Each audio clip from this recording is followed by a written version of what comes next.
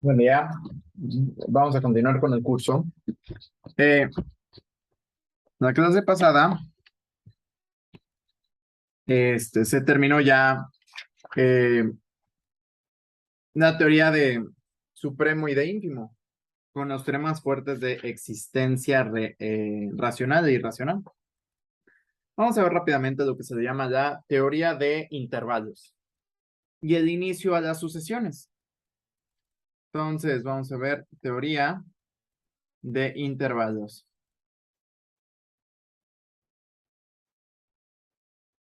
Entonces, vamos a ver lo siguiente.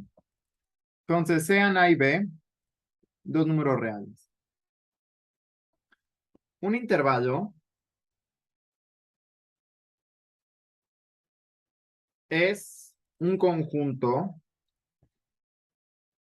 digamos, I, contenido en R, ordenado. Entonces, ¿de qué se diferencia un conjunto, un subconjunto de R de un intervalo? La ordenación. Es importante que sepamos que nosotros, cuando ordenamos, este, un conjunto, cuando lo dotamos de relación de orden a todos sus elementos, pues sucede que pasa a ser un intervalo, ¿no? Entonces, gracias a que R es un conjunto ordenado, pues todo su conjunto hereda esta ordenación que tienen sus elementos, ¿no? Y entonces, podemos hablar de esto, ¿no? Entonces, vamos a ver la siguiente, ¿no? Entonces, podemos definir lo que es un intervalo abierto. Un intervalo abierto va a ser, por esta notación, un conjunto, va a ser de esta manera, que nos va a decir cómo es la relación de orden entre sus elementos. Entonces son todos los X números reales, tales que A es menor que X, menor que B. Es decir, son todos los elementos que se encuentran entre dos puntos, pero, aquí está, nunca los tocan a los extremos, ¿no? O sea, están entre estos dos, pero nunca los tocan. Entonces, siempre y cuando A sea diferente de B, pues bueno, tenemos esta parte importante, ¿no? Podemos definir lo que es el intervalo cerrado, el cual es A, B, y se define como todos los números reales, tales que A es menor o igual que X, menor o igual que B. En este caso, pues notamos que paréntesis siempre indica relación de orden estricta, mientras que corchete representa relación de orden no estricta. Entonces, un intervalo cerrado, pues van a ser todos los números que se encuentren entre A y B con A y B incluidos. Entonces, vamos a ver la siguiente observación.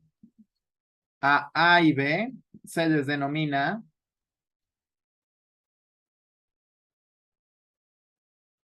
puntos terminales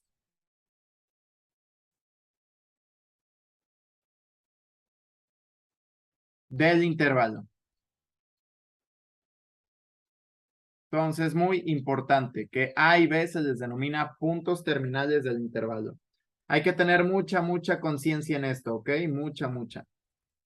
Entonces, bueno, sería todo en esta definición. Vamos a ver lo que son los intervalos semiabiertos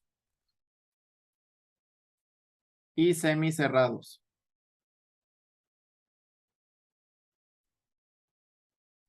Entonces, vamos a ver, por ejemplo, si nosotros hacemos el A, B, entonces estos son todos los números reales, tales que A es menor o igual que X, menor estricto que B.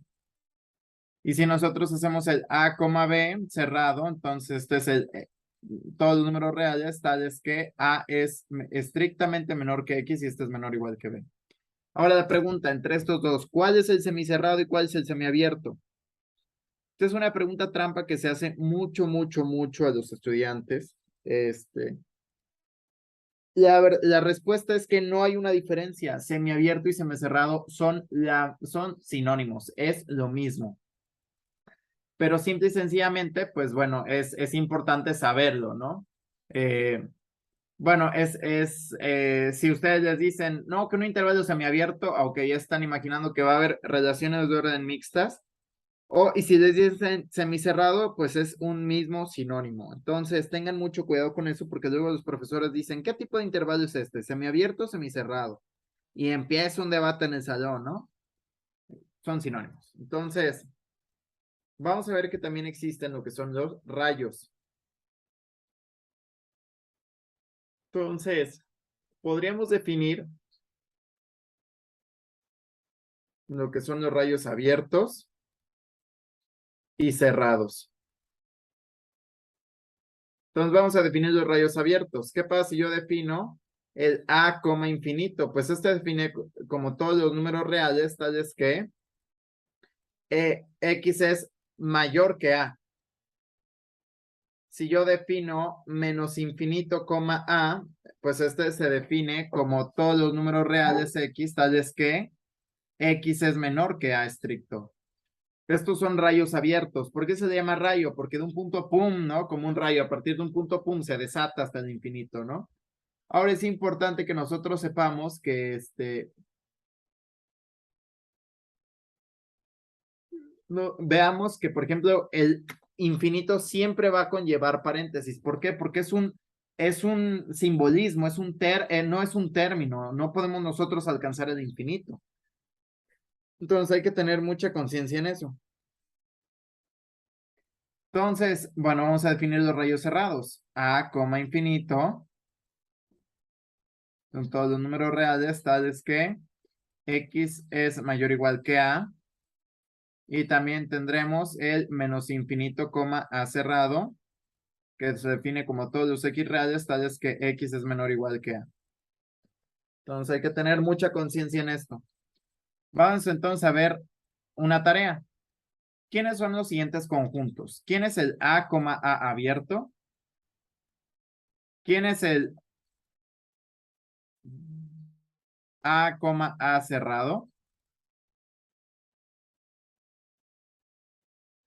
¿Y quién es el menos infinito, infinito?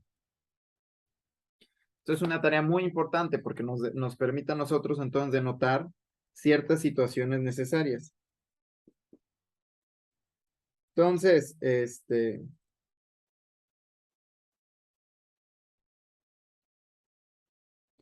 vamos a ver lo siguiente, ¿no? Entonces, bueno, hasta aquí todo esto es teoría de intervalos. Se acabó. Entonces, bueno, sería hasta aquí todo lo que hemos visto sobre teoría de intervalos nos va a servir. Más que nada para cálculo 2 sirve esto, para saber cómo funcionan, ya que en cálculo 2 pues los dominios de las funciones son intervalos. Ahora entonces, vamos entonces nosotros a empezar lo que es una sucesión. Entonces, una sucesión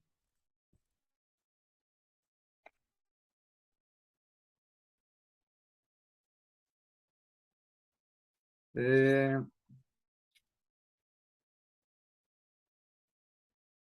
ok, entonces una sucesión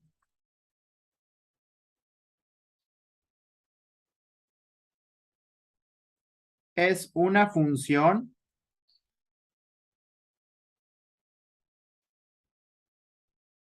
cuyo dominio son los naturales y cuyo contradominio, o sea, donde asigna los naturales,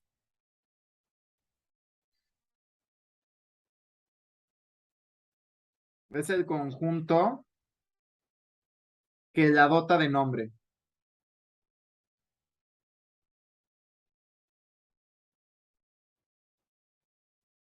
Entonces, vamos a ver, esta parte es muy importante, saber que,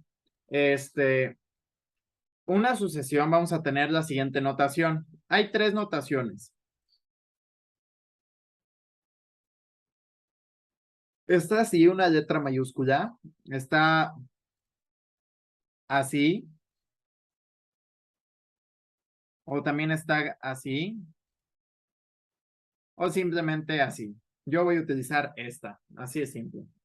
Entonces, una sucesión es una función. Yo sé que no hemos visto funciones, pero nada más es tomemos función como una regla de correspondencia. Y esta va desde los naturales hasta, bueno, el conjunto que la dote, el que sea, ¿no? Por ejemplo, ¿qué pasa si yo asigno de n de los naturales a los enteros? Pues esta sería una sucesión entera o una sucesión de enteros. En caso de que, por ejemplo, tengamos, no sé, un conjunto de figuras geométricas, el conjunto triángulo, cuadrado, círculo, tal que, no sé, asignemos una sucesión de tal manera que si el número es 1,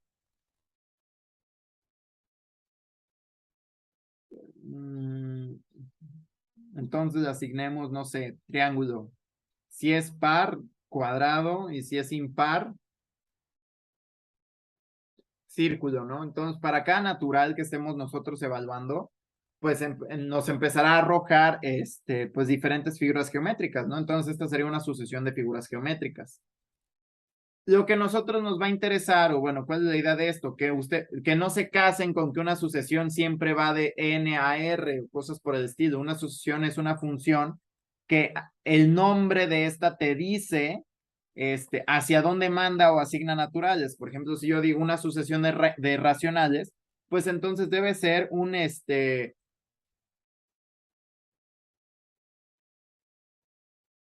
debe ser una sucesión que vaya de los naturales y asigne racionales. Entonces, lo que nos va a interesar van a ser las sucesiones de reales. Una asignación de los naturales hacia los reales, y entonces, pues vamos a ver en qué consiste. Entonces, sucede que las sucesiones, si nosotros vamos graficando, tenemos una sucesión que va de n a r. Entonces, nosotros, hay dos tipos de sucesiones globalmente. Una sucesión que nosotros podemos empezar a evaluar, y evaluamos, y evaluamos, y evaluamos, y evaluamos, y evaluamos, y de repente parece como que se para en un punto, como que deja de avanzar.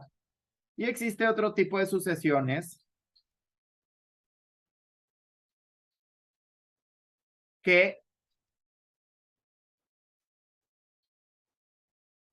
se va para el infinito y avanza y nunca para. Entonces, primeramente, una sucesión, pues bueno, vemos que es una regla de asignación. Nota tú, que, notemos más bien, que esto del habla impersonal no me está quedando muy bien. Notemos que cuando nosotros analizamos esto, por ejemplo, no sé, puede ser una sucesión que sea una modelación de población, ¿no? Claramente las poblaciones, pues, deben asignar números naturales a algo más, ¿no? Entonces, por ejemplo, no sé, una población de conejos o algo así. Entonces,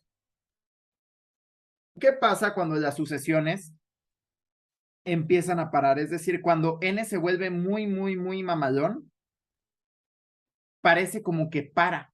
Por ejemplo, ¿qué pasa si yo asigno la sucesión 1 sobre n? Ah, caray, pues vemos que esta empieza a tener un comportamiento de que, ¿qué ocurre? Pues esta en n igual a 1, ¿quién es? 1, en n igual a 2, ¿quién es? Un medio, en n igual a 3, un tercio, en n igual a 4, un cuarto, y así nos vamos para toda la vida, ¿no? Entonces, en sí, ¿qué pasa cuando n es igual a infinito? Pues, ¿qué va a pasar con la sucesión? Xn va a ser 0, ¿estamos de acuerdo? Pero aquí tenemos una gran problemática, horrible, ¿no? ¿Por qué? Porque este sí es un número y esto es un concepto. Entonces, ¿qué pasa cuando nosotros, qué pasa con las sucesiones? Cuando n se vuelve muy, muy grande, cuando se vuelve casi infinito, bueno, pues la sucesión, esta, por ejemplo, parece que ya se queda quieta ahí, ¿no? Y pues claro, ¿no? O sea, si nosotros seguimos sumando n igual a infinito más 1, eso da infinito y sería 1 entre infinito 0. Es decir, a partir de un punto se queda estática. De hecho, esta sucesión quedaría así. Esta sería 1 sobre n. Pero pues no podemos, ¿cómo nosotros podemos decir, podemos como matemáticos garantizar que efectivamente en el infinito, bueno, esto se le llama una sucesión convergente y esta se les llama una sucesión divergente. Entonces, bueno, ¿cómo nosotros como matemáticos podremos resolver esta problemática de un número y un concepto? Bueno, la problemática se resuelve de manera muy sencilla, ¿no? Nosotros diremos que xn converge a x cuando n tiende a infinito. O dicho de otra manera, el límite cuando n tiende a infinito de xn es x. Es decir, ya, pero nosotros vamos a, en lugar de tocar el infinito indirectamente, vamos a dejar esta problemática en términos de distancias. Entonces, vamos a ver la definición del límite de una sucesión. Las sucesiones divergentes, pues no nos importa, ¿no? Sinceramente. Va a haber dos sucesiones divergentes que van a ser las más chidas, ¿no? Entonces, vamos a ver lo siguiente. Entonces, vamos a ver la definición del límite de una sucesión.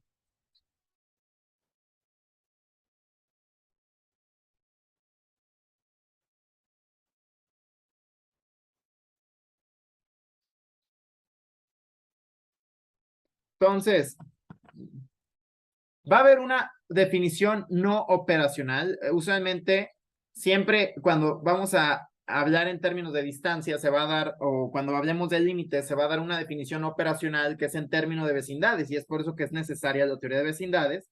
Y después vamos a ver ya una definición operacional. Entonces, bueno, vamos a ver la definición del límite de una sucesión. Entonces, la no operacional sería de la siguiente manera, ¿no? Entonces, sea xn que va de n a r. Y x un número real. Entonces, se dice que el límite, cuando n tiende a infinito, de xn es igual a x, sí y solo sí, para toda vecindad epsilon de x existe un número k de epsilon natural, tal que para toda n natural con n mayor o igual que k de epsilon, entonces el valor absoluto de xn menos x es menor que epsilon. Esta va a ser nuestra segunda estructura de definición. ¿Cómo funciona esto? O es gracias a que, bueno, vamos a ver lo siguiente, ¿no? Si nosotros tenemos una sucesión por aquí, y por ejemplo empieza a converger a cero, ¿no? Se para, se para, se para, se pega, se pega, se pega, y ya. O sea, parece que ya. Digamos que aquí ya. O sea. Entonces, imaginemos que este es el X al que topa, ¿no? Entonces, ¿qué te dice? Si tú puedes crear una vecindad de epsilon alrededor de este límite, la que sea, de radio epsilon, la que sea, y tú puedes verificar que existe un natural a partir del cual todo natural consecutivo a este verifica que la distancia entre los términos de la sucesión y el límite es menor que el radio, es decir que, ay, qué menso, estoy hablando de definición operacional. Disculpen. Disculpa. Entonces, xn pertenece a la vecindad de epsilon de x. Esta es la definición operacional. Entonces, si tú puedes construir una vecindad de epsilon arbitraria y garantizar que para toda vecindad que tú construyas siempre va a existir un natural tal que va a hacer que todos sus consecutivos, los consecutivos naturales evaluados en la sucesión, hagan que caigan en esta vecindad, entonces tenemos el concepto del límite. Es decir, pues ¿qué crees yo? Aquí, pues agarro aquí mi k de epsilon y todos los naturales mayores o iguales que k de epsilon, que son estos, van a verificar que todos los términos xn pertenecen a esta vecindad. Entonces dejamos el concepto de la problemática del infinito en términos de distancias.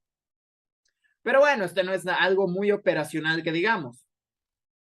Entonces, vamos a ver la definición no operacional, perdón, la definición operacional, con la que nosotros vamos a probar límites de sucesiones. Entonces, el límite, cuando n tiende a infinito de xn es igual a x, sí, solo sí. Para todo epsilon mayor que cero, existe k de epsilon natural, tal que para toda n en n con n mayor o igual que este k de epsilon, entonces el valor absoluto de xn menos x es menor que epsilon. Entonces, aquí voy a dejar una tarea opcional, en dado caso de que sea de interés resolverla, pues bueno. Entonces, teorema. Las definiciones son equivalentes. ¿Qué es una equivalencia? En la lógica matemática, una equivalencia es un sí solo sí. Entonces, el teorema de tarea opcional es que la definición no operacional es equivalente a la definición operacional. Entonces, bueno, sería todo por hoy. Aquí vemos la teoría de intervalos y el inicio de sucesiones. A partir de la siguiente sesión, bueno, si es de interés, voy a resolver una de estas, eh, partes lógicas, implicaciones, y si no, pues ya empiezo con la unicidad del límite. Sería todo por hoy, entonces, excelente día, cambio y fuera.